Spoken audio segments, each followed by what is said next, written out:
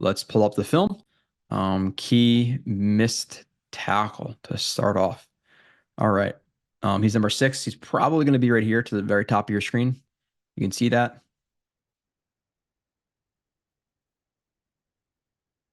Yeah.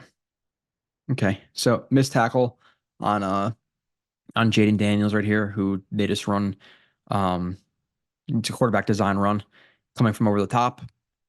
Situation where you don't want to see him leaving his feet there on the tackle. Obviously, closes ground. That's fine. At this point, though, looks like he may just try to chop down that ball instead of tackling Daniel. So he may be taking a little bit of liberties because he's a quarterback and assumes he can get the forced fumble here.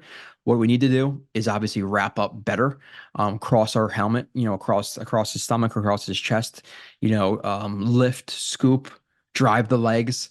If you can't cross the helmet, then at least wrap up and roll him. He's not able to bring him down. Obviously, it leads to a few more yards. And now if you want to say, okay, he was in some traffic here, so that's why that's why he took the liberty of trying to strip that ball out. Then fine, but still, obviously, don't love him missing a tackle on a quarterback. Late recovery, not overly athletic, or late. I guess. Oh, recognition. So he's right here, number 6. Okay. So they run inside mid zone for here. And again, it's like he's not even the worst. He's not even the worst. Like it's not even the worst read in the world. He's playing over the top, middle of the field to close, whatever exactly it is. He takes just an extra step inside. So the recognition there, again, I think it's a little bit harder than some people realize it is. But one false step in the NFL game, one false step at, when you're playing Georgia in the SEC championship game, it could put you in a bad spot. Puts him in a bad spot again, just a split second to react to it. And then you see some of the lack of true like athleticism. He doesn't have the best acceleration. It's not the most fluid. It's pretty boxy, pretty tight hips. So one, you want to see him take a little bit of a higher angle there off the jump, gets a little bit downhill first, and he doesn't really get close to bringing down that running back. Again, just highlights some of his lack of true athleticism. Okay, so key thump. All right. Top of your screen right here.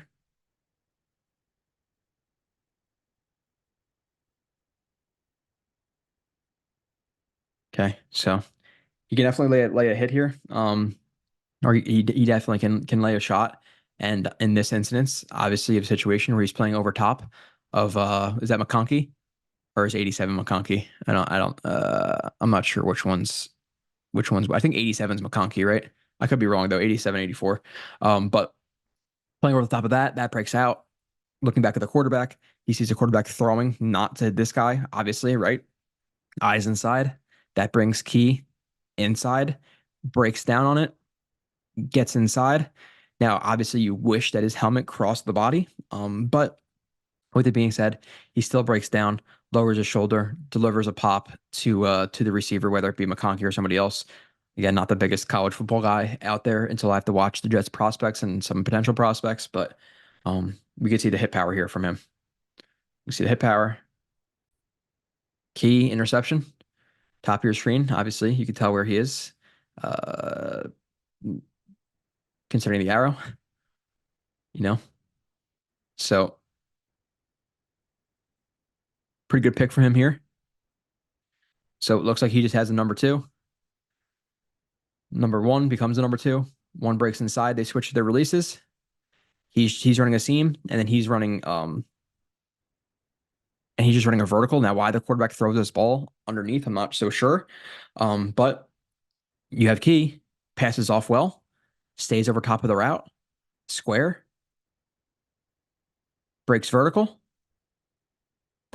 Key goes to match. But when he's going to match, he checks the quarterback. When he checks the quarterback, he sees the ball is out, tracks the ball inside, pick. Good tracking. Now, a situation where, hey, let's say he did get beat vertical here. I would talk about, okay, being a little bit maybe too flat-footed here. Because if it were to be a ball that's vertical, maybe he doesn't catch up to this. But with that being said, on this play, he did a good job of sitting on the route, checking the quarterback, tracking the ball. If he didn't track the ball and sit on it, then he wouldn't have got that pick. So plays it aggressively and is rewarded. Okay. Key drive down on the number two. Key drive down on the two. He's right here. You like that? Good off coverage. Quarters look. So he's going to play the two. Anything vertical? Anything vertical? Anything past that? That 10 to 12 yard range, whatever exactly the rules are. Sorry. So the two becomes the one to do another switch release. Switch release. So now the two is the one, one, two. So now they're going to pass this off. One vertical, two vertical. You have the inside hook to seam right here. So carries the hook or hook zone, carries into the seam, carries the number two. Does a good job playing this over the top and inside leverage because he's not going to break this outside, right? You're going to assume that with them both running next to each other, he's not just going to break this outside, especially that tight to the sideline. Drives down the route, cuts off the route, plays the upfield shoulder, gets there. Good job. Okay. Patience, patience, patience. Drive down that route. Good leveraging. Good leveraging over top of that route. Key hit. Okay. Clearly doesn't really matter about the play at all. We're just watching a hit. All right, this is just out of bounds. Again, just showing off the fact that he could lay the lumber a little bit. You know, 19 thinks he's gonna either run past Key or just run out of bounds. Not the case, obviously. Loads up, launches him. We like to see it. Again, he could thump a little bit for sure. Key missed ankle break. Okay, I don't know why. Missed tackle, missed ankle, broken. Okay, so this is what I was trying to say. Key missed tackle, ankle's broken right here. Number 6. Yeah, yeah. So sometimes you have to just have things happen. Like sometimes you're in a shitty spot. This is not an easy spot to make this tackle. Like just transparently, he catches that ball hard inside stem to him just throwing on the brakes like he does. So hell of a move by 24 right there. Pretty creative to break Key right there. It's not easy. Right. Like I'm not gonna act like okay, does a good job closing ground, breaking down. Now he obviously takes that hard angle inside. The thing you could say is, hey, be a little bit more patient. Let the pursuit come from the inside and tackle him. What we don't want to do is get too flat and then let him break to the outside. So be a little more patient there. You know, squat on that a little bit. Don't bite so hard. Let the inside guys make that tackle. Unfortunately, he bites on it pretty damn hard, and then gets his ankles completely broken.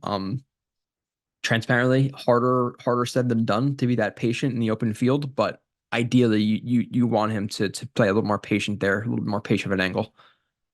Get his ankles snapped. Key good coverage, can't match athleticism. Okay. I believe that looks like number 2. I'm gonna go with right here. Yeah, okay, that is him. So it's another situation where like you watch the play in terms of the technique and stuff, it's not bad. Like nice and low, right? Nice and low. Gets a shuffle in to stay over the top, gets another shuffle in to stay over the top. Contact at the top of the route. Now, obviously, that contact at the top of the route bumps him off of a little bit, but still in a good spot, right? Like upfield shoulder on his back. The problem is Key just doesn't have the best athleticism. So he's not going to be able to accelerate and stay with this guy. Makes a catch in front of him. But in terms of the actual technique of it, like again, there's some incidences where like, hey, there's really not much you could do there. Sometimes he's just a better athlete than you. And like, yeah, you can argue, okay, they'll stay over the top here and match the break, and you're not going to get pushed off of the break point, and then you're not going to be lagging behind. Okay, fine. Sure. But 9 times out of 10, if you're a good athlete, you're making this pass deflection. That's a good it's a fine way to play that route. He actually plays it pretty damn well. He's just not able to accelerate and get his hand in there. That again, game of inches, game of millimeters. Key off man, top, smart leverage. Okay. You're here.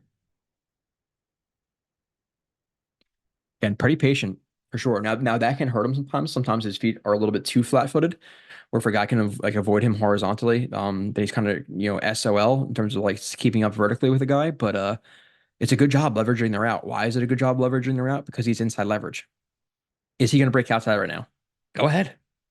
Go ahead, break outside. There's quite the congestion there.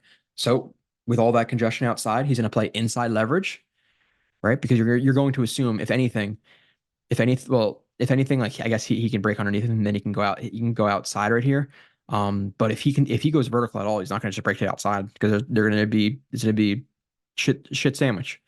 So inside leverage and over the top, patient feet, sees him coming into his contact window, aggressive, shoots both hands, obviously obviously lands a good shot, flips, turns with him, runs with the route. It's a good play because of leverage. Then obviously patience to follow and a good punch at the contact point. But a key track friendly fire. Okay, bottom left, doing a lot of friendly fire stuff. Yep, tracks the running back. Right as he's tracking the running back, as he's tracking the running back. Oh God, there's a block coming. Tries to avoid the block, but ends up just taking out his own guy.